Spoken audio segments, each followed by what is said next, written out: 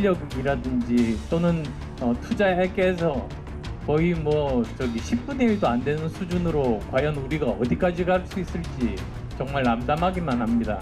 인재 육성을 등한시하는 나라는 결코 글로벌 인공지능 기술 경쟁에 살아남을 수 없습니다.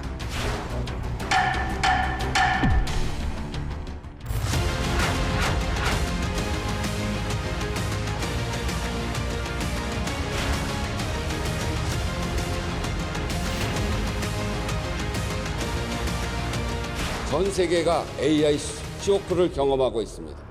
상임위별 처방과 진단을 넘어서 유기적 협력으로 효과적이고 근본적인 대책 마련에 힘을 모아야 합니다.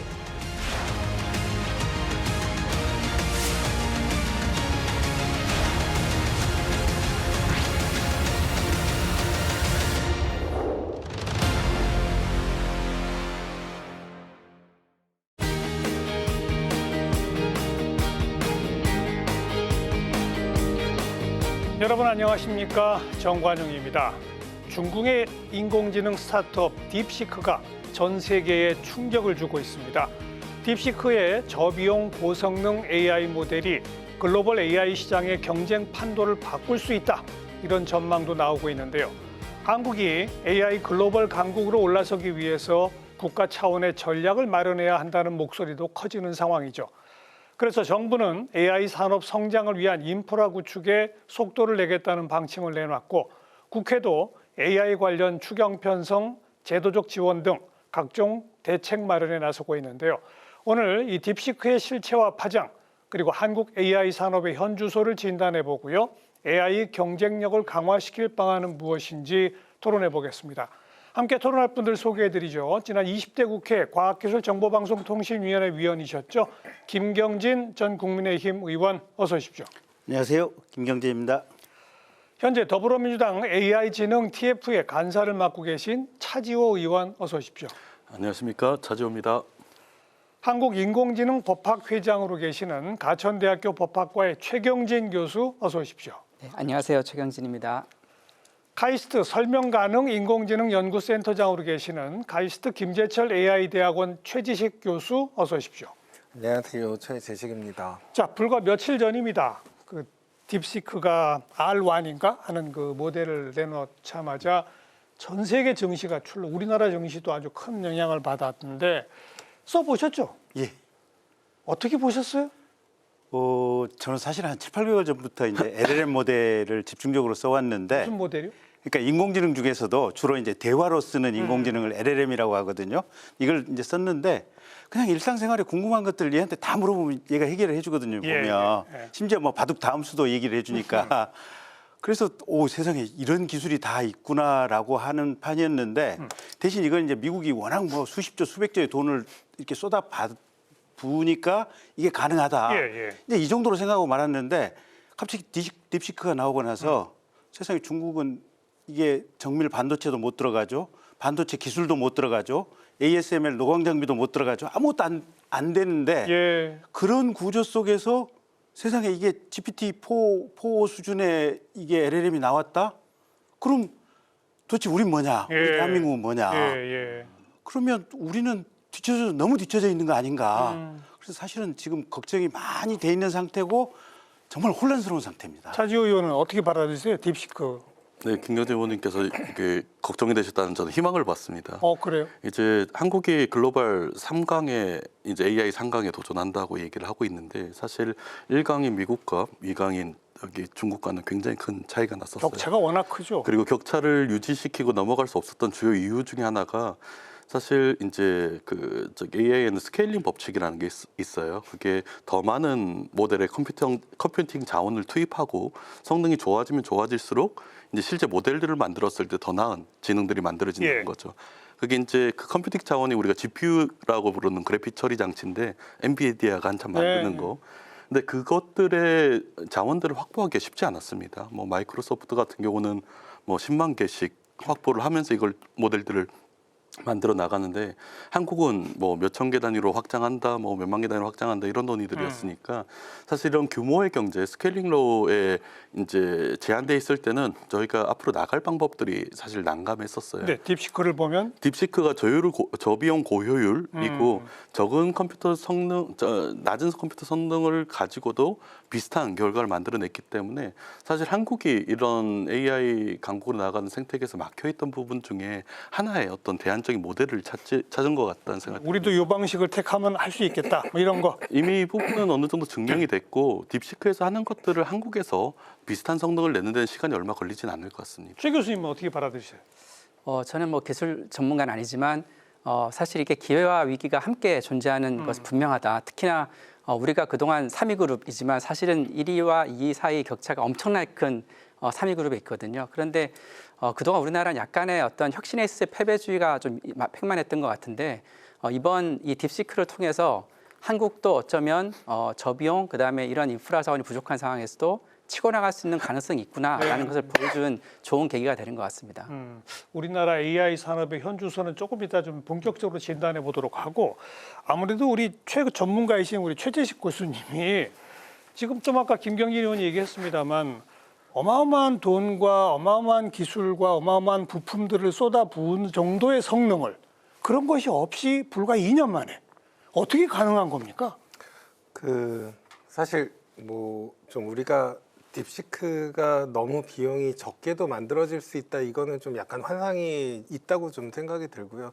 크게는 이제 의원님 교수님 말씀하신 것처럼 초격차 미국의 AI 글로벌 서비스 초격차 전략을 이게 GPU가 너무 많이 필요하고 데이터도 글로벌 서비스에서 모으지 않으면 불가능하다라는 걸 중국이 딥시크를 통해서 깼다. 그러니까요. 네, 깼다는 게 어떻게 깰 수 있었던 거예요? 사실 깬 게 좀 히스토리를 좀 보면 딥시크도 이 딥시크 서비스를 하기 전에 GPU가 모 회사에서 한 10,000장 정도는 있었고 그리고 딥시크 서비스를 출시하기 1년 전에 만든 논문에서도 이 그 연구자를 한 100명 가까이가 논문을 같이 썼던 걸 보면 이제 GPT가 2년 전에 출시했을 때 중국이 추격형으로 우리도 한번 만들어 보자라고 전력 투구를 하기 시작했고 사람과 돈을 모았고 데이터를 모았고 그래서 1년이 지난 다음에 우리도 기초적인 모델을 논문으로 100명 가까이 쓰고 지금은 더 많아졌을 거라고 생각하는데요. 그 인력들을 모아서 계속 엔지니어링을 미국에 했던 걸 배우면서 그중에 특화된 거를 좀 압축한 모델도 만들고 하면서 사실은 기술을 추격형으로 따라온 결과라고 생각을 합니다. 네.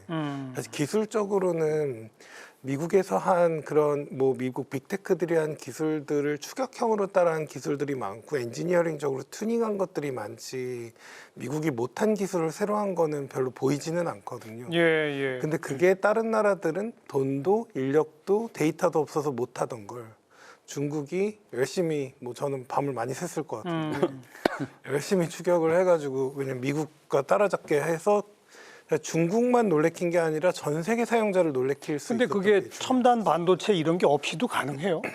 첨단 반도체 그러니까 사실은 뭐 이렇게 딥시크를 만들 때 중요한 것 중에 하나가 원래 엔비디아에서 16비트가 메인 데이터 단위인데 데이터가 사실은 GPU가 좋다는 거는 메모리가 크고 더 빠르다는 건데 그렇죠. 이게 그만큼 못 돌리니까 한 데이터 단위를 반으로 줄여서 학습할 수 있게 만들었습니다. 사실 그러면 뭐냐면 데이터, 메모리 용량이 반이 돼도 비슷한 성능을 낼 수가 있거든요. 만약에 16비트가 아니라 8비트로 구현할 수 있으면 사실 이게 시스템 엔지니어링 기술이 많이 필요한데 이걸 미국에서 GPU 새로 안 주니까 줄여서라도 학습할 수 있게 만들고 돌리기 시작해서 적은 자원으로도 학습이 되게 된 거죠.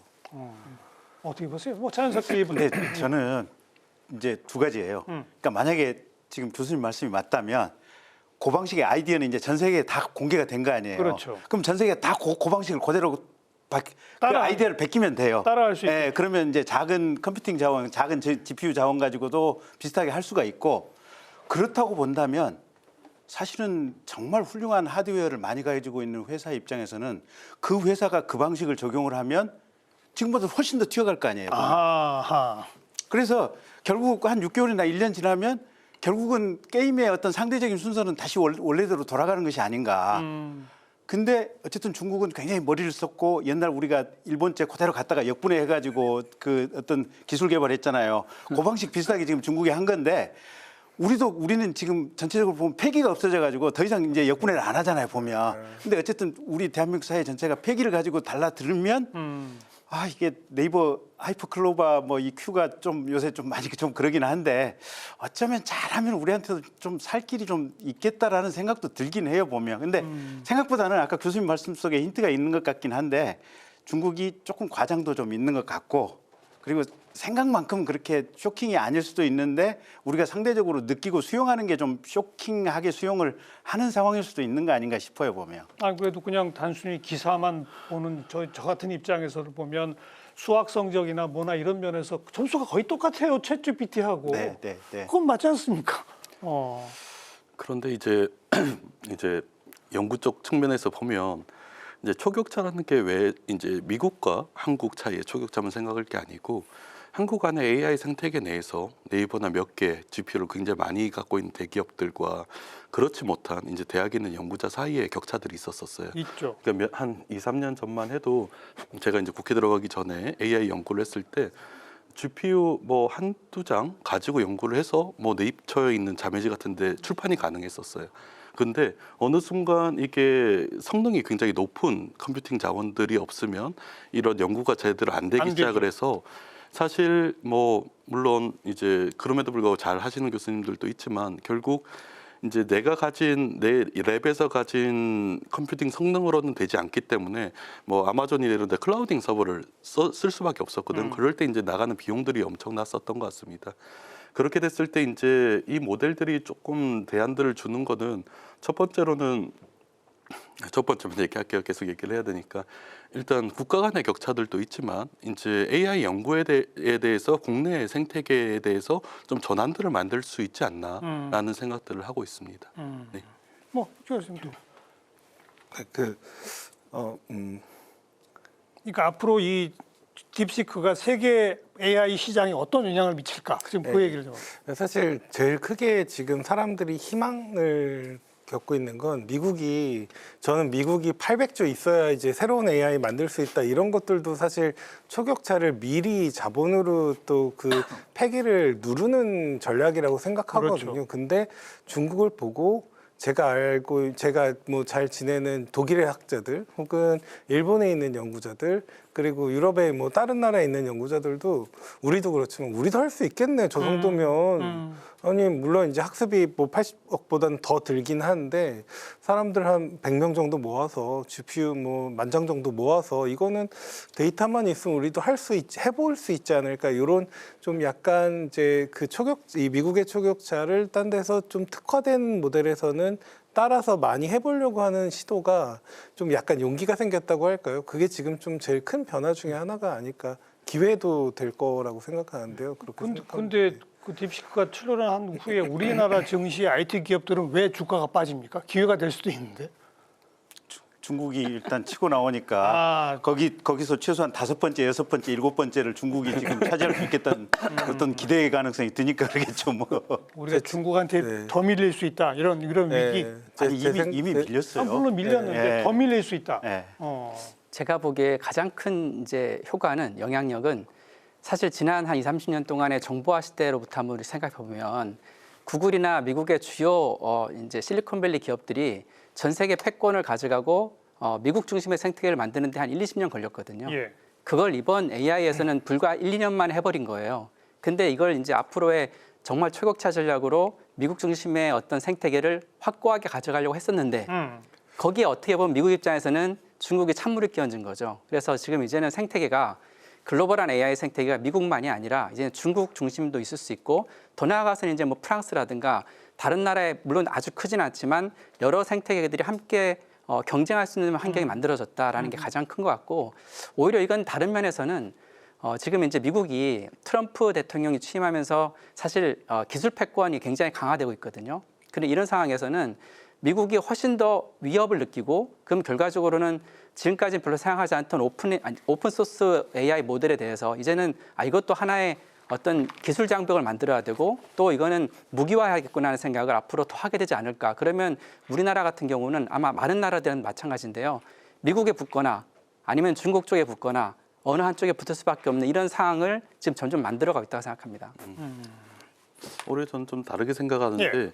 그 AI 이게 딥시크가 전 세계 AI 산업 혹은 생태계에 던졌던 충격은 이제 저비용 고효율뿐만 아니고 저는 오픈 소스를 다시 한번 내세웠다는 것들에 있는 것 같아요. 이게 미국에서도 왜 오픈 AI가 왜 오픈 AI겠어요? 그리고 왜 비영리 기구로 출발했겠어요? 그게 뭐 오픈 소스 무브먼트 같은 게 있어가지고 계속 이제 공개하고 뭐 공개한 플랫폼이나 알고리즘을 다 같이 또 연구해서 이걸 같이 성장시켜 나가는 부분이 있었는데 어느 순간 문제가 된 건 오픈 AI가 클로즈드 AI, 닫힌 AI가 돼버렸던 것 예. 같아요. 그리고 또 하나는 트럼프 행정부 들어와서 사실 미국이 저희가 리스크가 좀 있었던 거는 미국이 데이터를 오픈하고 있습니다. 한국이 여러 가지 데이터들의 큰 빅데이터들을 생산해내고 그걸 플랫폼으로 만들고 있는데 미국은 그게 좀 더 빨라서 뭐 예를 들어서 이게 뇌 MRI 영상이나 아니면 암이나 뭐 이런 부분들에 대해서 미국의 상당한 크기의 데이터들을 만들어 놓고 그걸 오픈해 놨었거든요. 물론 이제 그걸 연구자가 쓰려면 막 지원서도 쓰고 이렇게 해야 되는데 웬만하면 또 허가를 해줬었어요. 그럼 한쪽에는 이제 그 AI 모델, 파운데이션 모델 자체를 오픈 소스로 만들고 다른 한쪽으로는 이 데이터를 오픈해 놨던 게 최근 들어서 닫히기 시작했습니다. 그래서 트럼프 행정부에서 이걸 닫으려는 부분들이 데이터도 문을 닫고 또 이제 뭐 바이든 때도 칩을 수출을 못하게 하고 또 오픈 소스로 만들어져 있던 거를 뭐 클로즈 형태로 만들고 이런 부분들이 전 세계 AI 산업들이 다시 독점적인 형태로 가는 형태였던 것 같은데 이게 굉장히 어떻게 보면 민주적으로 좀 바뀌는 것 같아요. 왜냐하면 중국에서 딥시크 모델을 만들면서 다시 한번 오픈 소스를 기반으로 만들어 놓고 상당 기간 이 오픈 소스가 유지될 것 같아요. 그래서 미국에 있는 곳과 유사한 성능들을 만들어내는 게 한쪽은 이제 닫힌 상태로 되고 한쪽은 열린 상태로 되면 저는 오히려 그래요. 이게 우리가 둘 중에서 어디를 같이 연대를 해야 될까? 오픈 소스 타입이냐, 혹은 굉장히 독과점 타입이냐 하면 한국이 살 길은 이 오픈 소스 타입의 이제 운동에 같이 들어가서 개발을 해내는 것 같아요. 그래서 네이버나 아니면 이런 쪽에서도 지금 뭐 이제 모델을 오픈한다고 이런 논의들이 만들어지는 것들이 그런 무브먼트 안에서 뭔가를 만들려는 게 있지 않나 하는 생각들이 듭니다. 그런데 이건 이제 최경진 교수님이 답해 주셔야 될 게 지금 여러 나라들이 또 우리나라에서도 외교, 국방, 뭐 통상산업 같은 몇몇 정부 부처부터 딥시크 사용하지 마라. 닫아버렸단 말이에요. 네. 그건 왜 그런 겁니까? 어떤 법률적인 문제들이 우려가 돼서 그런 겁니까? 그리고 그것과 지금 이제 데이터 및 기술의 오픈하고는 어떤 연관이 있는 건지.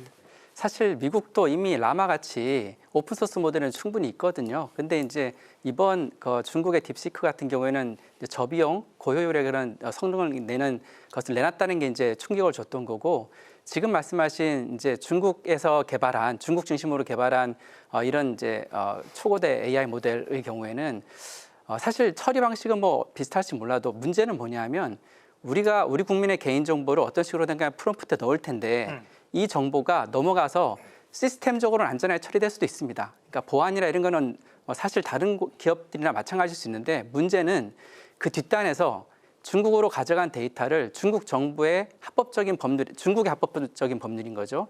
그 법률에 의해서 그 데이터에 대한 액세스가 다른 어떤 나라보다 쉽다라는 게 가장 큰 문제인 거죠. 그러니까 만약에 거기에 우리 정부의 중요한 정책 결정을 하는 데이터를 입력을 했는데 그것이 그냥 거의 딥시크만 머물러 있으면 우리가 좀 덜 걱정될 텐데 이것을 언제든지 중국 정부가 들여다볼 수 있다라고 한다면 이거는 국가 안보에 굉장히 큰 위해를 가하는 거죠. 그러니까 미국의 예를 들어 챗GPT는 미국 정부가 함부로 그 정보를 못 보는데 그렇죠. 네, 맞습니다. 중국 정부는 딥시크 정보를 언제든 볼 수 있다. 네. 우리가 이제 보통 선진국이라고 하거나 민주주의 국가라고 하면 어떤 데이터에 접근할 때 특히나 민간에서 가진 데이터 접근할 때는 합법적인 절차에 따라서 뭐 법원의 어떤 문장이 있거나 필요한데 중국은 그런 신뢰가 없기 때문에 문제가 되는 거죠.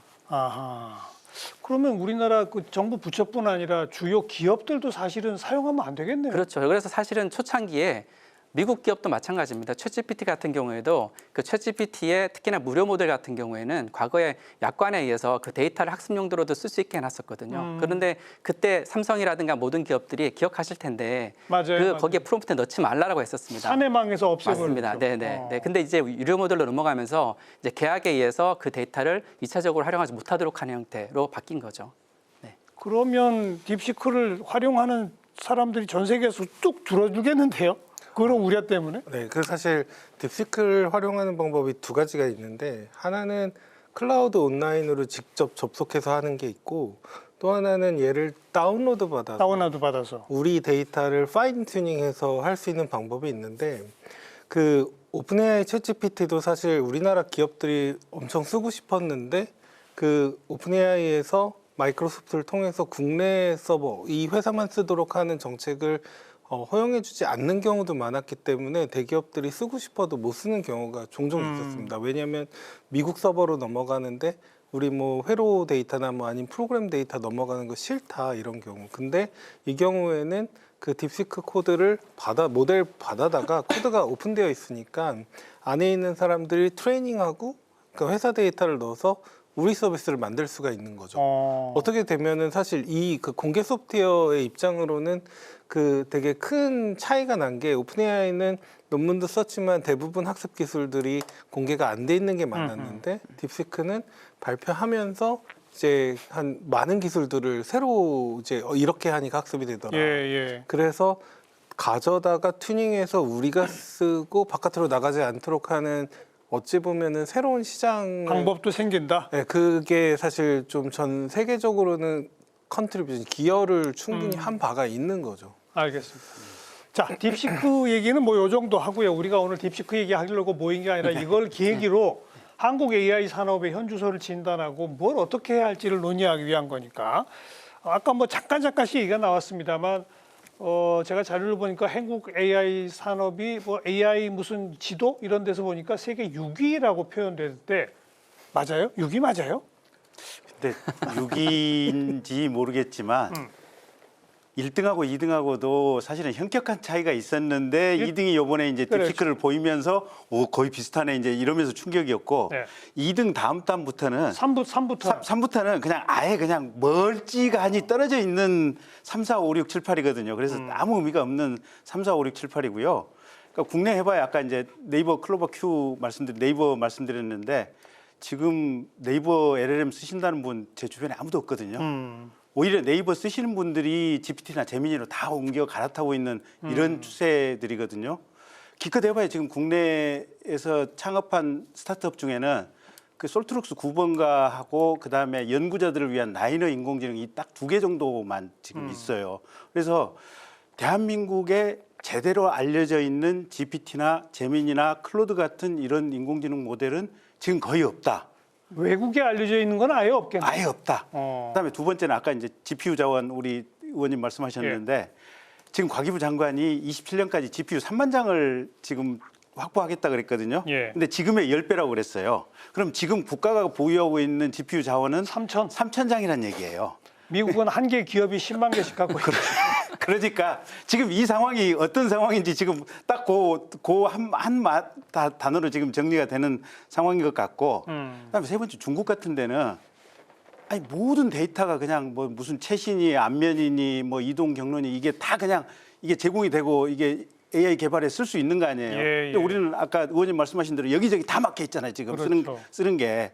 그러다 미국은 돈이 어마어마하게 들어가는데 우리는 민간 기업에서 투자할 돈도 없고 이게 그래서 사실은 냉정하게 보면 우리는 AI나 LLM에 대해서는 거의 절망 속에 있었던 상황인데 그나마 딥시크가 큰 소리를 내주는 바람에 다들 여기에 관심을 갖게 된 이런 역설적인 상황인 것 같아요, 지금. 자, 자연스럽게 우리나라 현주소 얘기해 보세요. 저는 뭐 최근 AI 기본법도 만들어지고 여러 가지 한국의 AI 산업을 어떻게 증진할까에 대한 논의들이 많이 있지 않습니까? 근데 그게 아까 말했던 스케일링 로 그러니까 뭐 거기 컴퓨터 성능 그 자원들이 좋아지면 좋아질수록 더 나은 성능을 낸다. 여기에 너무 함몰돼 있었던 것 같아요. 그동안에 그래서 우리가 이제 뭐 GPU를 몇만 장 사니 아니면 이걸 뭐 일종의 공동구매 같은데 공동구매해서 국가가 이렇게 사서 주요 기업들에 나눠져서 한다는 이런 얘기들을 많이 하는데 사실 이제 딥시크의 등장을 통해서 그것만이 길이 아니라는 게 만들어진 것 같고요. 근데 저 뭐 조금 얘기가 길어질 수 있지만 저는 이 AI 파운데이션 모델 자체에만 우리 뭐 챗GPT라든지 이런 거에만 너무 관심이 쏠려 있는 것 같아요. 그게 어떻게 느껴지냐면 예전에 뭐 21세기 초반에 뭐 인터넷 한창 커질 때 이제 광케이블 깔고 2G망, 3G망, 4G망 이렇게 하면서 인터넷 관련된 산업들이 그 광케이블과 그 뭐 무선 통신망에만 초점이 맞춰져 있는 느낌이에요. 아주 좋은 비유는 아닐 것 같은데 근데 저는 뭘 보냐면 결국 AI 관련된 신산업 동력이라고 하는 거는 이 AI의 파운데이션 모델을 가지고 각 산업 섹터에서 혹은 뭐 여러 사회 시스템이나 의료 시스템에서 이 부분들이 굉장한 이제 잠재력을 가지고 있는 것 같아요.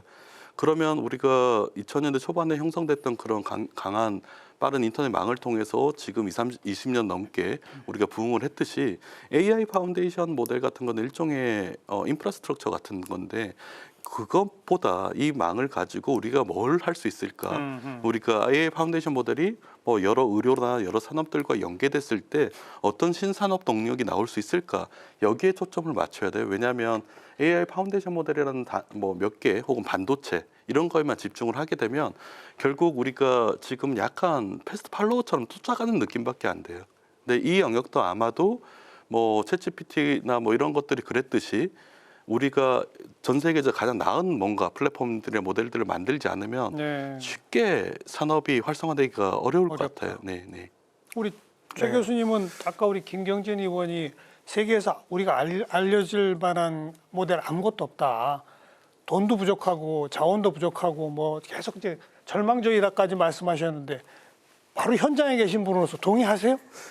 그 제가 말씀드리기 좀 조심스럽기는 한데 사실 우리가 AI 반도체 생태계에서 그러면 한국이 차지하고 있는 역할이 반도체가 많이 줄었는데 엔비디아가 독주하고 그래도 HBM 하나 혼자 만들 수 있는 하나로 사실 굉장히 되게 작년에 수출 많이 했다고 대만에 수출 많이 했다고 하더라고요. TSMC에. 그런 걸 생각을 해보면 AI 전체를 이제 의원님 말씀하신 것처럼 LLM만 볼 게 아니라 의료도 있고 제조도 있고 금융도 있고 되게 다양한 타 분야와의 연계. 네, 그 중에서도 뭐 글로벌 진출하는 기업들이 아주 많지는 않지만 아까 말씀드린 것처럼 라이너도 이제 형광펜 칠하면서 이 데이터를 가지고 LLM 서비스를 확대하는 그런 역할도 하고 있고. 라이너라고 하는 모델이 있습니까? 라이너라는 회사가 이제 사람들이 책을 읽으면서 태깅을 하는 그 정보를 가지고 좀 더 똑똑하게 정보를 주는 이런 서비스를 제공하는데요. 스타트업입니다. 그리고 루닛이라는 상장사도 사실 일본에 수출을 잘 하고 이제 국내에서도 의료 시장이 커지면서 또 이제 또 희망을 또 보여주고 있고 또 우리나라에 또 제조 데이터가 많이 있으니까 제조에 관련된 AI 산업들도 많이 키워지고 있거든요. 그러니까 중요한 거는 날카롭더라도 작더라도 하나를 독보적으로 잘할 수 있는 HBM 같이 그런 데는 충분히 희망이 있고 거기를 어떻게 전략적으로 육성하는가. 우리가 컴퓨터 다 만들지 않아도 반도체 하나 잘 만들어가지고 먹고 살았던 것처럼 그런 것들이 AI 분야에서 뭐가 있을까 이것도 좀 생각을 해보면 연구에 있어서도 컴퓨터 비전은 또 우리나라가 전통적으로 잘하는 알겠습니다. 분야고 왜 그렇습니다. 그러니까 그 얘기는 꼭 챗 GPT처럼 범용 AI로 우리도 도전한다. 꼭 그럴 필요는 없다. 우리는 틈새라도 여기저기 할 수 있다 이런 얘기네요. 그죠? 그렇죠. 한 가지 더 말씀드리면 그게 틈새가 아닙니다. 오히려 저는 AI 뭐 파운데이션 모델에 투자하는 게 틈새같이 느껴지고요. 이게 뭐 좀 다시 한번 또 비유를 하자면 우리가 인공지능의 성능을 너무 높이는데 산업들이 온 산업들이 집중하고 투자를 하려고 하잖아요. 그거는 휴먼지능이랑 똑같다고 생각하시면 돼요. 인공지능이나 휴먼지능이나 지식을 활용해서 생산할 수 있는 체계인 거잖아요. 그러면 우리가 휴먼지능 할 때 온갖 교육에 대한 노력이 IQ 높이는 데만 쓰이냐. 그 휴먼지능을 이용해서 하는 일들이 얼마나 많아요. 우리 사회가 전체가 휴먼지능을 통해서 알겠습니다. 돌아가잖아요. 근데 특화된 일들을 하죠. 그럼요. 그게 산업에 대한 동력이고 앞으로 20세기 뭐 중반을 넘어가면서 전 산업계가 바뀌게 될 건데 그래요. 그럼 인공지능과 휴먼지능이 어떻게 연결이 돼서 새로운 산업들을 만드느냐가 훨씬 더 중요한 거죠. 어떻게 보세요? 근데 아니 뭐 이게 맞아요. 이게 농업 분야도 가령 지금 뭐 깻잎 따는 시기, 뭐 방울토마토 타는 뭐 색깔 봐서 이게 따는 시기라든지 뭐 가령 뭐 돼지나 소들 어느 시점에 파는 게 제일 적정한지 뭐 사진 가지고 판도가 한다든지 이게 모든 산업이나 모든 생산 경제 영역에 이게 AI가 스며들 그렇죠. 요지들이 많거든요. 그래야죠. 근데 그러기 위해서는 첫째는 공무원이라든지 뭐 농민들이라든지 상인이라든지 현지 생산 어떤 공업인들이라든지 이런 분들이 AI에 대한 어떤 결합 마인드가 첫째는 있어야 되고 그 결합 마인드가 있기 전에 각각의 회사에서 이 데이터를 모으고 데이터를 분석할 수 있는 서버가 있어야 돼요. 그렇죠. 서버는 결국은 CPU 아니면 GPU인데 지금까지 어쨌든 AI는 GPU 쪽이 많이 돌아간다고 하면 결국은 GPU 자원이 얼마만큼 인프라로 국가 전체에서 갖춰져 있냐가 모든 영역에 스며 들어가는데 가장 기초 전제예요. 예. 경부고속도로가 있어야만 여기저기 물류가 되는 것처럼 이게 GPU가 여기저기 모든 산업단에 깔려 들어가야만 그걸 거기서부터 시작을 해가지고 모든 산업단에 AI 기술이 들어가서 최적화와 지금보다 효율이 높아지는 거거든요. 제가 볼 때는 지금 대한민국의 단계는 모든 단에 그러면 GPU와 AI 서버 시스템이 들어갈 상황이냐?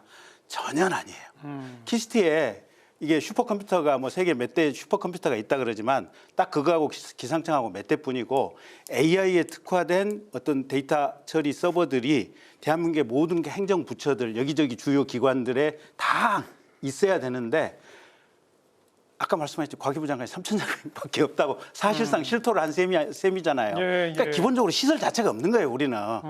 그러니까 조금 더 지나면 우리 의원님 말씀이 이제 그대로 가야 되겠지만 그 전 단계가 지금 우리는 거의 사실상 실질적으로 제로 상태다. 저는 그렇게 보고 있어요. 왜 그동안 우리는 그렇게 투자를 안 했죠? 이쪽 분야에? 돈이 없었나요? 딴 거 한다고 바빴나요? 관심이 없었겠죠, 관심. AI에 대한 관심이? 관심이, 네. 그래요? 왜냐하면 사람들이 GPT 3.5가 나오고 나서 얘가 말을 하네? 어머, 사람하고 똑같네 이러면서 거기서부터 깜짝 놀라기 시작했는데 물론 그 이전에 여러 가지 이제 데이터를 해서 최적화하는 기술들이 조금씩 있긴 모든 영역에 있긴 있었지만 아니 이세돌 알파고를 보세요. 한국에서 했잖아요. 그때부터 충격을 받았는데. 근데 그때 놀래고 잠시 그냥 수면 안으로 싹 들어가 버렸어요. 그랬어요. 네. 저는 조금 다른 의견이 예. 있는데요. 우리나라 GDP가 전 세계 2%니까 국내 시장이 전 세계의 AI 시장 2%로 생각을 해보면 중국이나 미국처럼 글로벌 100% 시장을 지향하는 그런 나라들의 투자 규모와 그 국내 시장을 다 차지한다고 생각했을 때 투자 규모가 산술적으로는 기본적으로 50배 차이가 나긴 하거든요. 근데 실제로 똑같은 모델을 하면 10만 장 필요하다고 하면 근데 우리나라 내수 시장을 생각해 보면 그거보다 50분의 1 있으면 사실 되는 건데 AI에 있어서 이제 우리가 물론 글로벌 시장 점유율이 높은 것들도 많이 있지만 나라나 또 기업들이 글로벌 1등을 하겠다 그런 야심을 가지고 투자를 이렇게 그만큼 경쟁력 있게 하지 못했던 것들이 사실 그래서 누구를 탓하기보다는 이제 좀 저렴한 GPU도 어느 정도 있으면 이렇게 학습할 수 있는 게 알았으니까 그 정도 투자는 늦추지 말자. 사실 이제 그거는 사실 어찌 보면 자존심? 네. 우리나라에서도 그런 거 모델 한번 만들어서 데이터 한번 돌려보고 하면은 충분히 만들 수 있다라는 그 AI에 있어서도 뒤처지지만은 않는다라는 국민들의 그 자존심, 자신감을 좀 채워줄 뭔가가 좀 필요하다고 저는 생각하는데 그게 중국 딥시크 때문에 좀 투자 규모가 좀 많이 현실적이 됐으니까 그 정도는 우리가 지금 할 수 있지 않을까 생각합니다. 근데 문제는 이거 같아요. GPT나 클로드나 이제 전 세계 모든 사람이 다 하나의 서비스에 이게 맞물려서 소비를 하잖아요. 그러니까 우리도 전 세계 규모의 서비스를 제공하지 않으면 그냥 우리가 GPT한테 먹히는 거예요. 맞습니다. 우리가 클로드한테 흡수당하고 우리가 제미니한테 흡수당하는 거지.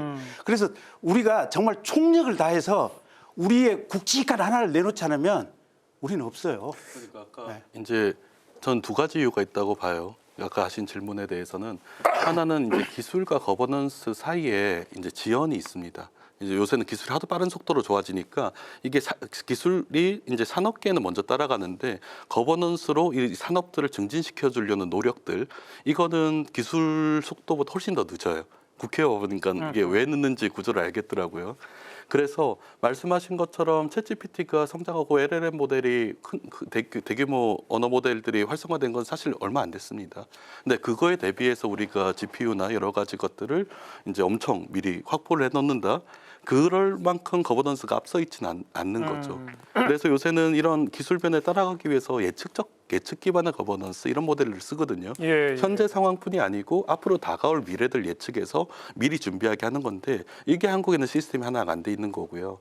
두 번째는 아까 글로벌 얘기를 주역이 잘 해주셨는데 이게 AI 성능이 좋아질 때는 두 가지가 필요합니다. 하나는 컴퓨팅 성능이 필요하고 두 번째는 데이터가 필요해요. 그렇죠. 근데 안타깝게도 미국으로 치는 영어권 국가와 중국과 같은 굉장히 많은 인구를 가진 국가들에 비해서 한국이 가지고 있는 데이터는 5천만 인구에 기반을 하고 있는 거죠. 적죠. 네. 근데 어떻게 게다가 공공 데이터는 아직 막혀 그럼요. 있고. 그런데 어떻게 글로벌 3강이라는 굉장히 야심찬 목표를 세웠는데 우리는 이 두 가지가 사실 딥시크 전까지는 해결이 아예 안 됐었어요. 제가 보기에는. 그래서 컴퓨팅 성능을 높일 수도 없고 칩이 제한돼 있으니까 데이터를 추가로 확보할 수도 없고. 근데 지금은 하나는 생태계 중에 하나 그 성능을 높일 수 있는 모델들은 뭐 딥시크의 예로 뭔가 만들어졌다고 하면 두 번째는 데이터인데 이 데이터들을 한국을 넘어선 데이터를 어떻게 확보할 수 있을까? 외국 자료들. 네, 외국에 있는 데이터들, 뭐 특히 영어권 데이터들은 이미 구글에 이런 데서 수집을 했으니까 비영어권 데이터들을 한국에서 어떻게 리드를 해가지고 수집할 수 있을까? 그럼 그 데이터들을 활용할 수 있는 플랫폼들이 형성이 돼야 돼요. 예를 들어서 의료 같은 경우는 한국에 있는 의료 데이터, 특히 이제 빅5 병원 몇 개 병원에 있는 데이터에 기반으로 해서 우리가 주로 연구들이 이루어지는데 만약에 한국에서 AI 기반의 의료 시스템을 많은 중저소득 국가들, 혹은 동남아시아 국가들에 확대를 했다고 생각을 하면 그쪽에서 생성되는 데이터가 사실 한국에서 쓸 수 있는 여러 가지 여지가 있을 수 있을 것 같아요. 그렇게 됐을 때 우리는 결국 예를 들어서 뭐 한 3억에서 10억 정도의 데이터를 알겠습니다. 확보해야지 뭐 글로벌 상강을 꿈꾸죠. 네. 근데요, 이게 우리나라 기업들도 이제 생각을 바꿔야 되는 게 이제 주로 LLM 모델을 기준으로 해서 얘기를 해본다면 대화형 모델. 네, 그리고 이게 가령 GPT 가지고 조지아어나 뭐 아프리카 언어라든지 아르메니아 언어 이런 것들도 다 이게 통번역을 해주고 그 해당 언어로 작성된 전문 서적도 다 학습을 했거든요. 그럼 미국 내에 조지아어나 아르메니아어로 된 그 학습 자료들이 다 있었을까요? 예. 아닐 겁니다. 예. 추정컨대는 아마 굉장히 눈에 보이지 않는 거친 방법으로 다 긁었을 거예요. 그랬겠죠. 네. 그래서 지금 LLM 모델이 결국은 전 세계 모든 텍스트 자료를 다 학습을 해가지고 언어하고 상관없이 전 세계에 다 지금 서비스를 할 수 있는 이런 상태가 됐거든요. 근데 우리나라는 대한민국의 언어 범위 내에 갇혀서 이 지금 5천만 뭐 해외 동포까지 한 7천만의 언어를 가지고 우리의 인포메이션을 지킨다. 요 생각 자체를 깨지 않으면요. 제가 볼 때는 저희는 그냥 연구 6등이 아니라 7등, 8등, 9등, 10등입니다. 근데 이제 챗GPT 같은 경우는 말씀하신 대로 알려지지 않았지만 거친 방법으로 자료를 근데 그게 싹 해놓고 클로드 그다음에는 제미- 막아버렸잖아요. 아니요, 그건 모르겠고. 그다음에는 정보 접근이 매우 어려워졌죠. 데이터 접근이. 아니 근데 요번에 지금 중국 딥시크도 보면 무슨 증류 방식으로 뭘 이렇게 흡입을 했다 그러잖아요, 데이터를. 그러니까 그 증류 방식이라는 게 저도 뭔지는 모르겠지만 전문가들 얘기에 의하면 그대로 그냥 파이프 대고 빨아들인다는 얘기 같아요, 보면. 훔친다는 얘기 같아요, 네, 보면. 그 증류 방식이 왜 문제가 되냐면 우리는 보통 궁금한 걸 물어보기 위해서 이제 챗GPT한테 질문을 하는데 API를 열어놓고 거기 학습 데이터가 무엇일지를 추정하기 위해서 질문을 계속하는 거예요. 그러면은 이게 학습 데이터 모아놓고 여기에는 그러면은 이제 닫아놨는데 그 데이터를 계속 이렇게 지금 이제 뭐 이슈가 그 여러 중국에 있는 IP들이 이제 미국 빅테크의 그런 LLM 모델에 연결을 해서 알겠습니다. 계속했다 이런 지금 한마디 말하면 딥시크가 챗GPT한테 계속 물어서 챗GPT가 갖고 있는 자료를 다 빼냈다. 우리도 그런 방법 쓰면 되잖아요. 그러니까 우리가 옛날에 일본의 기술 추월을 할 때는 예, 예. 우리가 야성이 있고 패기가 있었어요. 그러니까 분해해가지고 뭘 하고 이랬는데 지금 대한민국 사회가 지금 그런 아니 그러니까 예, 야성이 아무튼 우리도 딥시크 같은 방식으로 챗GPT 자료를 다 쓸 수도 있겠네요. 쓸 수는 있는데 문제는 이제 법적인 리스크가 있는 거죠. 법적인 문제. 네, 사실 챗GPT가 나오기까지는 우리가 관심이 없었고 몰랐기 때문에 그때 열심히 긁어다가 전 세계에서 데이터를 긁어서 학습을 하더라도 우리가 몰랐거나 이제는 그걸 확인하려고 해도 쉽지 않는 문제가 있는데 지금은 뭐 당장 국내만 하더라도 특정 뭐 포털 사이트에서 이거를 데이터를 가지고 있는 거를 학습용으로 쓰려고 하는데도 불구하고 이거를 실제로 이 데이터를 제공한 곳에서 알게 되면 쓰지 말라고 강요하고 요구하거나 맞아요. 또 소송도 이루어지거든요. 지금은 이런 것들이 너무 철저하게 이루어지고 있고 또 사실 이제는 데이터베이스 특히나 이런 학습용 데이터에 대한 접근 자체가 점점 어려워지고 있는 사실이거든요. 그러니까요. 그래서 이걸 어떻게든 이제 해결해야 되는데 제가 보기에 해결하는 방법은 여러 가지가 있는데 일단 국내 데이터의 경우에는 공공 데이터를 어쨌거나 스타트업이라든가 또는 국내 기업이 쉽게 활용할 수 있게 접근할 수 있게 해주는 특례 조항을 만들거나 해야죠. 아니면 합성 데이터라고 있거든요. 합성 데이터를 활용하는 방법이 있습니다. 물론 합성 데이터의 질이 경우에 따라서는 수준이 떨어질 수 있지만 합성 데이터 모델링을 어떻게 잘하냐가 경쟁력인데 그걸 통해서 실제로 있는 데이터가 아니라 비슷한 가상의 데이터를 만들거나 이런 또 모델링에서 생성되어진 합성 데이터를 통해서 그걸 또 학습할 수 있거든요. 이런 다양한 기법들이 있는데 기술적으로 뭐 더 이제 다른 방법들이 있을지 모르겠지만 이런 것들을 활용을 해서 법적인 알겠습니다. 리스크를 줄이는 방향으로 데이터 학습을 해야 될 것 자, 같습니다. 우리 AI의 현주소 진단하는 거에 마지막으로 이것도 역시 최 교수님이 답을 좀 해주시 바라는데 최근에 어떤 자료들을 보니까 인력, 네. AI 전공 인력이 중국하고 비교한 자료가 보니까 뭐 비교할 수가 없더라고요. 무슨 우리나라는 AI 관련된 전공 각 대학에 있는 학과들도 얼마 없을 뿐만 아니라 지금은 학과를 열어도 교수가 없어서 또 안 된다고 그러고. 근데 뭐 지금 중국은 어마어마한 투자를 해서 인력 양성이 어마어마하게 되고 있다고. 그건 어떻게 보세요? 인력의 문제. 사실 저희 학교도 매우 초창기에 처음으로 AI 걸 만들었거든요. 예. 근데 처음에 교수 채용하기 힘들었습니다. 네. 사실 인력이 별로 없다는 얘기거든요. 근데 사실 말씀하신 것처럼 이 분야에는 인력이 매우 중요한데 사실 고급 인력부터 시작해서 이 AI 개발에 필요한 모든 인력들을 국내에서뿐만 아니라 해외에서 열심히 데려올 수도 있어야 되고 또 한편으로 인도나 모든 나라로부터 적극적으로 데려올 수 있는 그런 제도적 환경이 만들어져야 되고 필요하다면 예산이나 또는 더 나아가서는 결국은 돈에 움직이지 않겠습니까? 그런 뭐 월급이라든가 이런 모든 것들에 제도적인 좀 어떤 특례 같은 것들이 필요하지 않을까 싶고요. 또 하나는 국내에서 이런 인력을 양성하는 이 흐름을 보면 아시다시피 최근에 모든 뛰어난 인력들은 다 의대로 가고 있거든요. 아이고. 근데 사실 그런 뛰어난 인력들이 이쪽 이런 AI 분야로 들어와서 연구를 같이 해주고 또 더 나아가서 이런 젊은 인력들이 이번에 딥시크 같은 경우 놀랬던 게 굉장히 젊은 연구자가 개발한 거 아닙니까? 근데 우리의 경우 과연 이런 20대 또 10대, 20대 개발자들이 정말로 과감하게 이런 창업이나 또는 개발 전선에 나가서 할 수 있는 환경이 만들어져 있느냐 하면 저는 그렇지 못하다고 보거든요. 그래서 인력 양성뿐만 아니라 양성된 인력이 실제로 시장에서 먹힐 수 있는 기술을 개발하거나 또는 서비스를 개발할 수 있는 그런 환경을 만들어주는 것. 이 모든 것이 풀 패키지로 만들어져야 비로소 우리나라가 AI 강국이 될 수 있지 단순하게 특정 기술에 대한 인력만 양성한다고 해서 되는 건 아닌 것 같습니다. 우리 최 교수님, 그 인력을 양성하고 계신데. 네네. 사실 뭐 중국이 AI 인력이 풍부하고 좋은 거는 이제 우리나라 뭐 인구 30배에다가 게다가 중국은 우리보다 더 소프트웨어랑 로봇 AI의 집중화 현상이 더 강합니다. 사실 우리도 AI 대학원 중심으로는 대학원생들이 AI 하려고 굉장히 되게 모이고 있기는 한데 이제 그 비슷하게 또 중국은 전력 투구하고 있으니 사실은 우리가 뭐 중국을 어떻게 생각할지 모르지만 GDP 10배, 인구가 30배인 나라고 거기서도 사실은 뭐 미국에서도 많이 오고 한 가지 근데 우리가 좀 배웠으면 좋은 전략은 우리가 인구 인력에 대한 그 육성 전략이 좀 폐쇄적인 경향이 많이 있어서 중국도 이제 천인계획, 만인계획 하면서 이런 사람들을 많이 모았지만 북경 이런 데도 모았지만 뭐 항저우 이런 데는 AI 특구 같은 거 만들어서 막 되게 큰 데이터 센터랑 구글 비슷한 캠퍼스에 학교에도 엄청 자원을 주고 이런 것들을 만든 그 항저우 안에 있는 AI와 데이터 그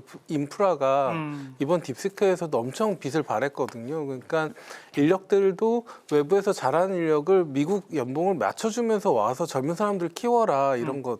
우리가 그걸 되게 쉽게 할 수 있는가 이런 것들 뭐 젊은 연구자 이게 잘했다 그러니까 그럼 50억 연봉 주자 우리 아깝지 않다 중국에서 이런 얘기를 하는 게 사실 우리도 그러면 정말 우리 아까 좀 야심찬 한 AI 모델을 만들 수 있는 그런 회사와 인력들에게 지원을 해줄 수 있는가 이런 것들도 되게 중요해 보이긴 합니다. 네. 그 아까 AI 연구 안 하고 의대로 가는 거 얘기하셨는데 제가 예전에 의대 갔다가 AI 연구로 돌아선 입장에서 얘기를 해보면 이제 미래를 좀 읽어야 될 것 같아요. 미래에 사람을 키운다는 거는 지금부터 키워서 5년, 10년, 15년, 20년 뒤에 이분들이 예. 뭔가 영향을 발휘하는 건데 그때 지금이랑 똑같은 AI 생태가 구성돼 있을까? 그럼 지금 AI 인력이 필요한 형태로 그 사람들을 트레이닝 시켜 뽑아야 될까? 저는 아니라고 생각이 들어요. 그래서 사실 이제 AI 인력이라고 했을 때 예를 들어서 의과대학에 그 의학이랑 AI를 같이 MD, PhD 프로그램을 같이 공부하는 그룹 혹은 다른 산업에서 AI를 같이 공부하는 그룹 그래서 이게 AI 분야가 여러 산업계로 확장돼 나가는데 거기에 대한 인력에 대한 모델을 가지고 들어가야 되는 게 한 가지가 있고요. 그래서 분야를 넘어서야 되는 거. 또 하나는 이제 국경을 넘어가야 되는 부분들이 있어요. 국경을 넘어간다는 게 해외에 있는 AI 인력을 한국으로 데려오자 아니면 우리가 보내자 이게 아니고 한국의 산업 생태계, AI 산업 생태계는 지나치게 내수 시장에 초점을 맞추고 있어요. 한국 안에서 한국 데이터를 가지고 한국에 있는 인력을 가지고 뭔가를 생산한다. 이게 AI 시대나 디지털 연결, 세계가 디지털로 연결되는 세계에 맞겠습니까? 그래서 이제 저는 AI 관련된 회사들이 생태계가 국내를 넘어서 그래도 글로벌 3강을 노리고 있다고 하면 생태계 자체가 글로벌해져야 되는데 그럼 글로벌해진 생태계에서 우리 회사들이 가진 인력은 전 세계에 흩어져 있을 거라고 생각을 해요. 그걸 가지고 와서 국내 교육도 활용하고 국내 산업 증진을 하게 만들어야지 이게 지나치게 이게 좁게 이게 공간적으로 좁게 시간적으로 좁게 생각하는 게 저는 오히려 문제가 있지 않을까 하는 생각들이 듭니다. 그래도 아무튼 가장 기초적으로 AI를 전공하는 대학 학과와 학생 수는 우선 대폭 늘려야 되잖아요. 그거 어렵습니까? 늘리기는 해야 되는데 네. 이제 뭐 학교라든지 또 뭐 교육부 내부라든지 뭐 이런 데서 여러 가지 이제 일단 어떤 이게 정치적인 결단이 좀 필요하고요. 예.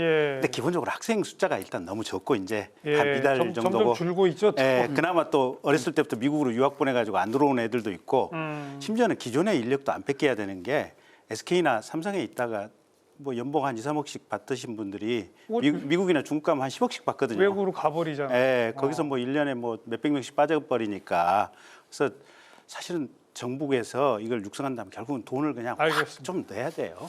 아까 얘기하신 것처럼 우리는 뭐 정부도 기업도 파격적인 발상의 전환이 있지 않고서는 인력을 붙잡아둘 수 없다. 이제 그런 현실에 좀 처해져 있군요.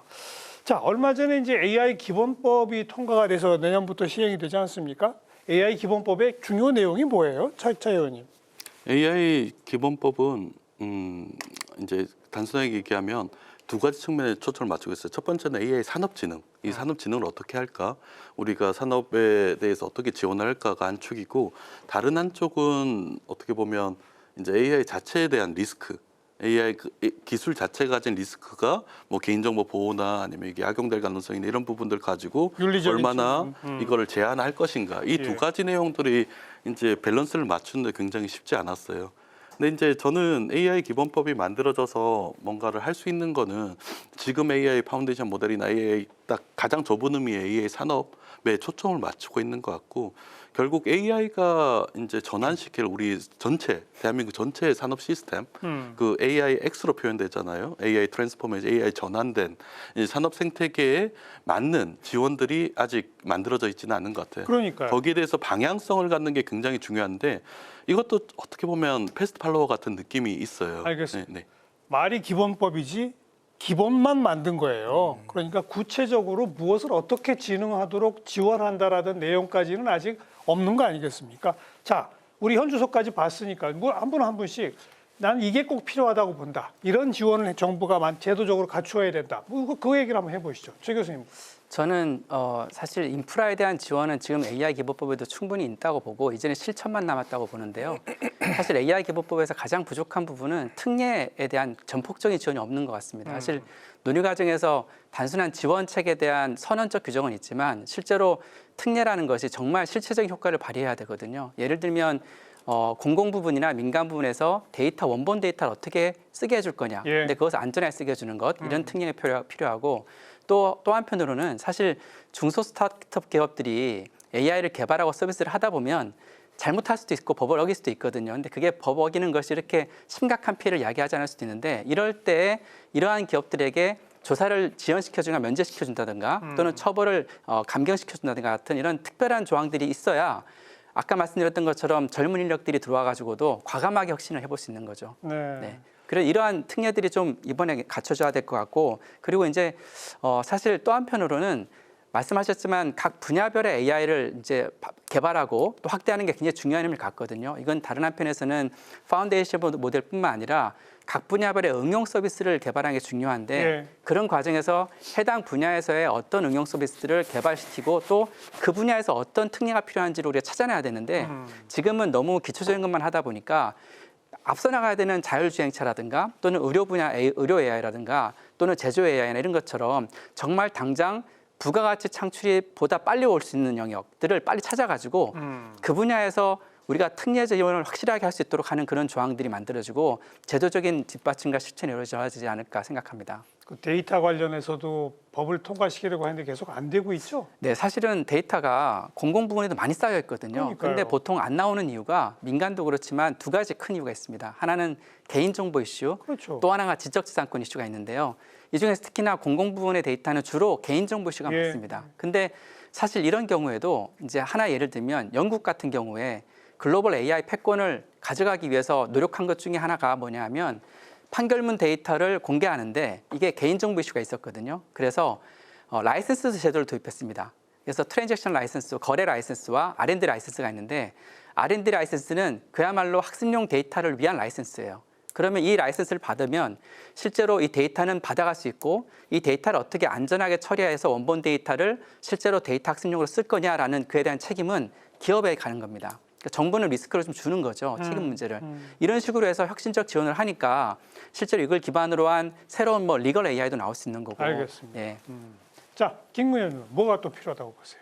아니 이게 그 개인정보에 대해서는 우리가 철학에 대해서 좀 다시 생각을 해봐야 되는 게 중국이 워낙 개인정보 보호가 없잖아요. 근데 그건 중국이기 때문이다 이렇게 생각할 수도 있지만 스웨덴 같은 나라가 그렇거든요. 거기는 개인정보가 없어요. 세무서에다가 가령 차 교수님 재산 좀 알려주세요 하고 제가 가서 요청하잖아요. 다 알려줘요. 그러니까 이거는 그냥 한 사람으로 존재하는 것 자체가 그냥 공인이기 때문에 무슨 개인정보가 있냐. 스웨덴은 그 정도 개념들이거든요. 그래서 우리가 너무 지금 개인정보 할 필요 없다라는 생각이고 지금 제일 중요한 거는 제가 볼 때는 돈이에요. 돈. 예, 한 1년에 20조, 30조 이렇게 해서 GPU 10만 장, 20만 장씩 이렇게 구입할 수 있는 이 상황이 돼야 그 전제하에서 각 부처 장관들한테 니네 부처에서는 인공지능을 가지고 어느 영역을 효율적으로 개선시킬 수 있는지 화급하게 개선시킬 수 있는 항목들의 순위를 뽑아와라. 그러면서 그 순위를 뽑는데 우리가 시선을 갖춰줬으니까 거기에 필요한 인공지능 전문가들, 사람들 수요 얘기해라. 알겠습니다. 이런 것들이 지금 화급한 부분 아닌가 싶어요. 30조씩. 네. 근데 지금 논의되는 추경에 AI 추경하자가 1조, 2조로 이래가지고는 안 돼요. 우리 차 의원님. 네. 결국 우리가 어떤 걸 목표로 삼고 있는가에서 다른 것 같아요. 저희가 글로벌 AI 생태계 안에서 뭔가 리드할 수 있는 역할을 하고 싶다. 그러면 한 가지 필요한 거는 미래를 미리 읽어야 됩니다. 지금 현재에서 출발하고 현재에서 어떻게 달라가냐고 하면 그게 지능이 됐을 때 이미 이 현재 생태계는 과거가 돼버릴 거거든요. 그럼 멀리도 말고 다가올 5년, 10년 정도의 생태계가 어떻게 변할 것인지를 미리 읽고 거기에 대한 기본법들을 만들어내는 게 중요한 것 같아요. 저는 현재 AI, 좁은 의미의 AI에 대해서는 AI 기본법에 굉장히 많은 것들이 담겨 있습니다. 그런데 문제는 이게 앞으로 변화하는 AI 생태계를 담고 있진 않아요. 그래서 결국 AI가 사실 제가 생각했을 때는 온 사회, 글로벌 전체 사회 시스템을 바꿔버릴 거고 그 바뀐 사회 안에서 새로운 산업의 성장 가능성이 없던 산업들이 생기는 거죠. 90년대랑 2020년을 비교해 보세요. 아예 생각 못했던 산업들이 전 세계를 리드를 하고 있잖아요. 그건 결국 그 산업을 먼저 읽고 거기에 대비해서 법안들을, 육성 법안들을 만들어 놓는 건데 그런 미래에 대해서 특히 AI 기본법이라고 부르는 게 AI에 집중한다고 하면 저는 AX 기본법, AI 트랜스포메이션에 대해서 어떤 방식으로 우리가 나가게 될 건지를 읽는 법이 없으면 성공하기가 쉽지 않다고 생각이 듭니다. 네. 그걸 먼저 읽고 거기에 맞춰서 법들 혹은 우리가 가진 생태계 방향들을 설정하는 것들이 결국 한국에서의 만들어진 AI 생태계가 이제 어떻게 보면 전 세계를 리드할 수 있는 뭔가가 바뀔 수 있다고 생각이 듭니다. 최재식 교수님. 네, 아까 말씀드리긴 했는데 좀 차별화 전략을 좀 잘하는 것도 좋을 것 같고 우리가 잘하는 의료도 그렇지만 제조도 그렇고 그리고 K-팝 그리고 그 K-푸드 이런 거에서도 사실 AI가 좀 더 좋게 제품을 만드는 데 기여를 할 수 있는 것 하나가 또 중요한 것 같고 또 하나 좀 제일 우리 사회에서 AI도 관련되지만 젊은 세대들 관련해서 좀 풀어야 될 만한 이슈가 왜 중국 젊은이들은 저렇게 패기 있게 막 밤새서 열심히 하고 하는데 우리 젊은이들은 안 그러냐라는 걸 우리가 탓만할 게 아니라 구조적으로 그들의 희망이 중국에 있는 젊은 친구들과 비교해서 미국에 있는 친구들과 비교해서 왜 그만큼 할 만한 동인이 적게 발생하는가 우리 땅에서 우리나라에서 이거를 좀 기성세대 분들이 좀 함께 고민하면서 응원을 해줄 수 있는 그런 문화 이게 좀 진지한 고민이 사실은 똑같은 한국인 피를 못 땄고 그 친구들 못해서 그런 게 아니라 사실 하고 싶은 마음이 덜 들 수도 있거든요. 이것도 중요하다고 봅니다. 뭐 국가적으로 정부는 뭐 글로벌 탑 3에 가겠다라고 말은 하고 있는데 오늘 뭐 간단히 진단해 보니까 그냥 허황된 꿈이다 이런 생각이 들고요. 가장 기본적인 돈과 인력, 뭐 자료 이런 거에서부터 접근법을 좀 완전히 바꿔야 된다. 그 다음에는 전략을 제대로 세우자. 결국 그런데 그 모든 것 하나가 아직은 하나도 실천이 안 되고 있다. 이렇게밖에 말할 수가 없네요. 여기서 잠깐 오늘 주제에 대한 데이터의 흐름 어땠는지 살펴보고 마무리 토론 이어갑니다. 빅데이터 이슈 분석 김시온 아나운서가 정리해드립니다. 빅데이터 이슈 분석, AI 산업을 키워드로 빅데이터를 분석했습니다. 지난 1월 4일부터 2월 2일까지 한 달 동안 뉴스, 커뮤니티, SNS 등에서 집계한 총 정보량은 약 2,190건입니다. 뉴스 정보량의 추이를 살펴보면 1월 31일 정보량이 가장 많았습니다. 31일 설 연휴를 마치고 개장한 주식시장에선 중국 스타트업 딥시크가 내놓은 AI 모델 여파로 AI 하드웨어 기업들이 약세를 보이며 관련 기사가 이어졌는데요. 엔비디아를 비롯해 한국 반도체 업계에도 악재로 다가왔던 분석들이 나왔습니다. 이어서 AI 산업 연관어를 살펴보면 중국, 미국, 기업 등을 볼 수 있습니다. 중국의 스타트업 딥시크가 출시한 AI 모델이 세계적으로 주목받고 있습니다. 낮은 사양의 부품을 썼지만 미국 오픈 AI의 챗GPT와 견줄 만한 고성능 모델을 개발했기 때문인데요. 개발 비용도 챗GPT의 20분의 1 수준으로 알려졌습니다. AI 산업을 선도하는 미국 빅테크 기업들도 견제에 나섰습니다. 오픈 AI는 직전 모델보다 가격을 63%나 떨어뜨린 추론 특화 AI 모델의 경량형 버전을 출시했습니다. 메타는 딥시크 모델 방식과 데이터 출처 등을 연구하고 있는 것으로 전해졌습니다. 국회 도서관은 글로벌 AI 100대 기업을 선정해 지형도를 만들었습니다. 가장 많은 100대 AI 기업을 보유한 나라는 59개 기업을 배출한 미국이었고 2위는 10개 기업이 포함된 중국이었습니다. 한국 기업은 한 군데도 포함되지 않아 AI 패권 경쟁에서 크게 뒤처져 있다는 우려가 나오고 있습니다. 다음으로 AI 산업의 감성 키워드를 분석하겠습니다. 부정감성어 충격을 볼 수 있습니다. 국회는 딥시크 충격과 관련해 대응 마련에 나섰습니다. 국민의힘은 AI 3대 강국 도약 특별위원회를 통해 여야 간 추경 편성 합의가 순조롭게 이행될 경우 1, 2조 원 규모로 AI 관련 예산을 포함시킨다는 계획입니다. 더불어민주당에서는 과학기술혁신특별위원회가 출범했는데요. 규제 철폐, 대규모 국가 예산 투입 등 현장 목소리를 적극 반영해 AI 패권 경쟁에 대응하겠다는 구상입니다.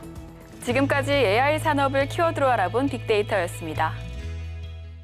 지금 2월 임시국회에서 추경 논의가 여야 할 것 없이 AI 관련돼서 좀 포함을 시키자는 얘기는 나오고 있죠.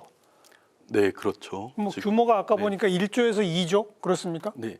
그 규모에 대해서는 조금 논의들은 있지만 이게 여야가 좀 합의를 해야 되는 부분이어서 근데 그 부분에 대해서 양적인 부분에 대해서는 합의가 이루어질 것 같아요. 근데 방향성들을 어떻게 잡고 가느냐. 그걸 어디다 투자하느냐? 어디다 투자하고 특히 이제 AI가 작년 상황이랑 또 올해 상황이랑 다르기 때문에 거기서 방향성을 어떻게 잡느냐가 굉장히 중요한 것 같은데 우리 골든타임이란 말이 있잖아요. 네, 네. AI 산업 생태계가 한국에서 성장하고 글로벌 리더가 되기 위해서는 초기 이제 골든타임이 굉장히 중요한 것 같아요. 그렇죠. 아직도 AI 산업은 초기입니다. 근데 여기서 방향들을 어떻게 몇 년 앞서가는가에 따라서 성장 모델들이 굉장히 달라질 수 있는데 그 부분에서는 아직 많은 논의가 필요하지 않나 하는 생각이 듭니다. 뭐 한 2, 30조씩 넣어야 된다는데 1, 2조라는 게 턱없이 부족하긴 하지만 그래도 일단 시작이 중요하니까 우리 차의원 보시기엔 그걸 주로 어디다가 투입해야 돼요? 그런 걸?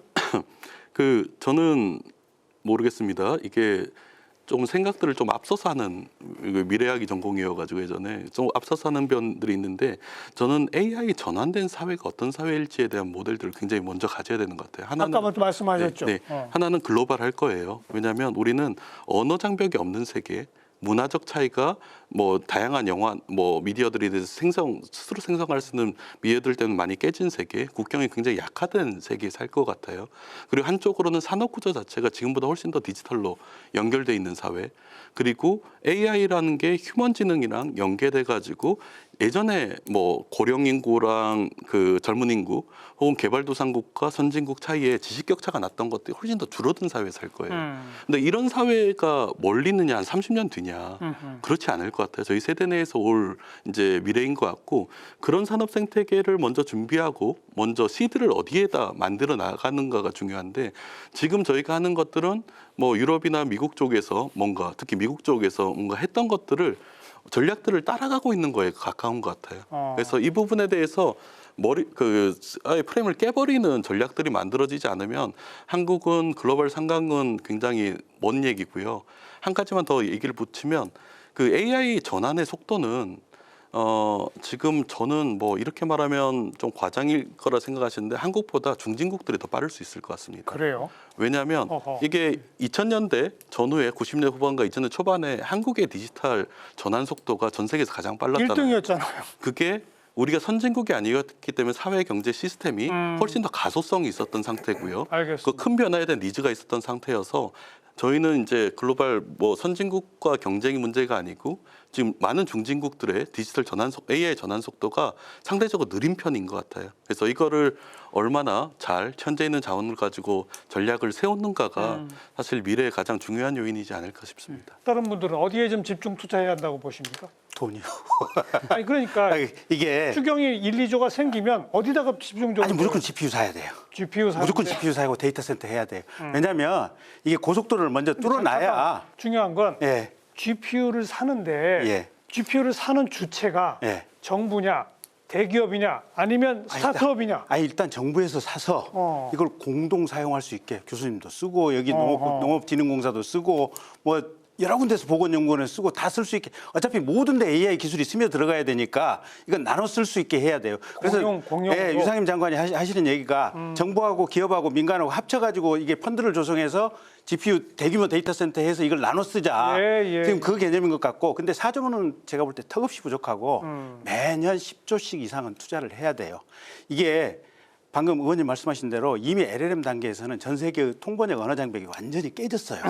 깨졌기 때문에 이제 세계 1등을 하지 않으면 사실은 어떤 영역이든지 간에 시장 점유가 쉽지 않은 시대로 들어가고 있어요. 그렇다고 한다면 가장 기초가 되는 이 GPU하고 데이터 센터가 우리가 없다고 하는 것은 이게 인공지능 시대로의 모든 영역의 전환이 불가능한 거예요. 그래서 이 문제를 먼저 해결하고 나서 그 다음 걸 하나씩 나가지 않으면 아무것도 안 돼요. 그래서 저는 제일 중요한 게 국민 모두가 1년에 20조, 700조에서 20조를 어떻게 뺐으냐 이러는데 이 인공지능 모든 데 다 들어가기 때문에 20조 결단을 내서 뽑아내야 돼요. 네, 뽑아내야 돼요. 공공 GPU 센터 만드는 건 대학에서도 동의하십니까? 그렇죠. 근데 사실 한 가지 좀 제가 의견을 좀 덧붙여 드리고 싶은 거는 이게 AI는 지금 규모의 경제가 필요한데 예. 저는 뭉치면 살고 흩어지면 죽는다랑 되게 좀 가까운 그러니까 맥락이 좀 있다고 생각하거든요. 그러니까 그 GPU를 10,000개 샀는데 10,000명이 하나씩 쓴다. 이러면 사실 LLM 트레이닝 사실 어렵거든요. 그래서 이 경우는 우리가 어떻게 힘을 모을까 그렇죠. 사실 만들어 볼 땐 한번 이렇게 쫙 해서 만들어 보는 예. 역량도 필요한데 우리가 어찌 보면은 사실 이제 형평성 있게 하는 정책은 잘하는데 하나 모아서 힘을 하는 건 사실 되게 쉽지 않은 사회인데 사실 그러다 각계격파 당하기가 정말 쉽거든요. AI는. 그래서 정책적으로 준비한 것들은 잘 되고 있는 것들 실행을 빨리 하고 그리고 도전적으로 파격적인 대우와 실험과 책임을 질 수 있는 환경 안에서 우리도 그런 거 한번 결과물을 보자. 이런 것들을 좀 볼 필요도 좀 있어 보입니다. 보통 연구자들이 공동으로 하는 거 좀 싫어하는 경향도 있는데 이거는 그러면 안 되는 거죠? 그러면 또 이렇게 좀 뒤처지게 되겠죠. 네. 그렇죠? 네. 공동으로 이렇게 이용하는 데 있어서 법적인 문제는 없습니까? 네, 뭐 얼마든지 할 수 있는 할수 거죠. 있죠? 네, 그럼요. 법적인 뒷받침이 되면 되는 거고요. 근데 저는 좀 더 덧붙이고 싶은 게 예. 우리가 이번 긴 시간 동안 말씀 나눴던 것 중에 하나가 딥시크의 충격 중에 하나는 사실 꼭 하드웨어 인프라에만 있는 것이 아니라 어떻게 얼마나 훌륭한 인재들이 혁신적인 방법을 썼느냐는 거거든요. 그렇죠. 좀 어렵긴 하지만 뭐 믹스처 오브 엑스퍼트라든가 아까 설명하셨던 것은 데이터 단위를 쪼개든가 이러한 방법들을 차용하는 건데 그런 시도를 할 수 있는 인재들을 양성하는 데에도 저는 인재 양성. 네, 재원을 좀 투자해야 된다고 생각합니다. 아까도 우리가 다 짚었습니다. 맞습니다. 네, 네. 자, 이제 마무리 짓겠습니다. 우리 최재식 교수님부터 마무리 미처 못하신 발언 한 30초 정도 짧게 한 말씀씩만 하고 끝내도록 하죠. 네, 말씀드렸는데 지금 잘 준비된 것들 실행을 잘하는 게 중요하다. 실행을 빠르게 또 성과를 잘 냈으면 좋겠습니다. 자, 최경진 교수님. 네, 이제는 총력전의 시대라고 생각합니다. 총력전. 네, 선진국도 하고 있는데 우리나라도 총력전을 기울여야 될 것 같고요. 이걸 위해서 제도나 문화나 사회 모든 자원들이 다 함께 투여되는 그런 형태가 필요하지 않을까 생각합니다. 차지우 의원님. 네. 서두에 말씀드렸듯이 AI가 진행되기 위해서는 두 가지가 필요합니다. AI 컴퓨팅 성능 그리고 이제 데이터인데 이게 컴퓨팅 성능에 대해서 어떻게 보면 딥시크가 뭔가 다른 대안들을 만들어줬다면 우리는 이런 데이터들을 어떻게 만들 수 있는 글로벌 플랫폼을 형성할지가 중요한 문제 같습니다. 글로벌 플랫폼을 형성하는 데 한국이 강점이 있는 것 같고 그게 AI와 이제 데이터와 연계되는 매개체 역할을 할 때 우리가 성장할 수 있을 거라 생각이 듭니다. 자, 김경진 전 의원. 일단 인공지능 우리나라가 많이 뒤쳐졌어요. 많이 뒤쳐졌고. 근데 앞으로 인공지능은 세상의 모든 것을 혁명적으로 바꿀 툴이기 때문에 이거는 생사존망이 걸린 문제다 이렇게 봐야 될 것 같고요. 예. 여기에 미국만큼은 아니더라도 거기 반절이라도 돈을 정말 폭풍처럼 쏟아붓지 않으면 우리는 앞으로 한민족의 미래가 그렇게 편탄치 않을 것 같아요. 저는 그래서 이 순간에 국가적으로 우리 국민 전체가 어떤 결단을 여기에 자원 투자에 대한 어떤 결단을 내리냐 이게 가장 어떤 전망의 갈림길에 서 있지 않나 싶어요. 네. 정치권에서 여야 할 것 없이 내년도 예산안부터는 이런 파격적 발상 전환을 할 준비는 좀 돼 있나요? 아직까지도 LLM이 얼마나 무서운지 AI가 얼마나 무서운지에 대해서 정치인도 그렇고 국민들도 그렇고 평균적으로 인식이 없어요. GPT 써보고 얘 신기하네 똘똘하네 이 정도지 이게 세상을 얼마만큼 바꿔낼 것인지에 대한 두려움과 이 변화에 대한 예측은 아직은 좀 부족한 것 같아요. 자, 그러다 보니까 지금 여러 가지 면에서 다 부족하다. 우리 그런 진단했습니다. 파격적 발상 전환, 국민 여러분 한 분 한 분이 함께 동참해 주시지 않으면 어렵겠죠. 함께 좀 고민을 나눠야 할 것 같습니다. 늦은 시간 네 분 수고하셨습니다. 고맙습니다. 네, 다음 시간 또 뵙죠. 안녕히 계십시오.